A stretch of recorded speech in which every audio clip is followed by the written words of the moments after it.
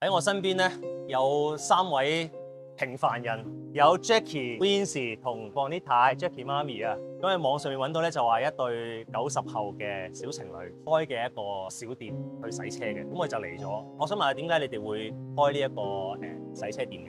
本身做會計文職嗰啲嘅。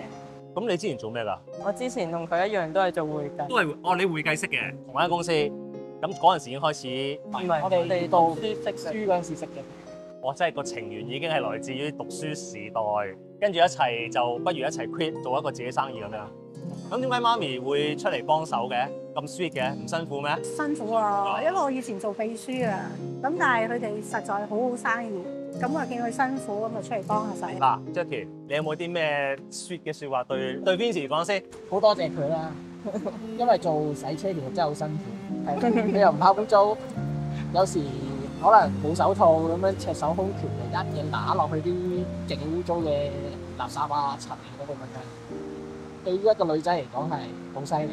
咁你心唔心痛啊？心痛嘅，有時同埋做完嘢好辛苦，佢臨收工都會同我講一句辛苦你啦，啲今日。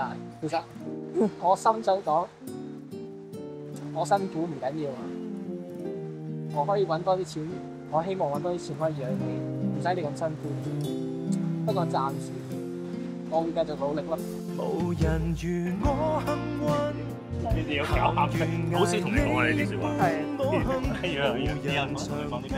我知道你成日都好辛苦，知道你好錫我哋，擔心我哋身體有咩唔舒服啊，但係你都事後之後好好咁樣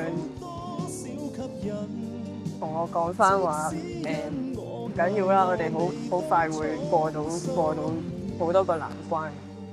如果唔係你嘅話，我應該唔會捱得到咁耐。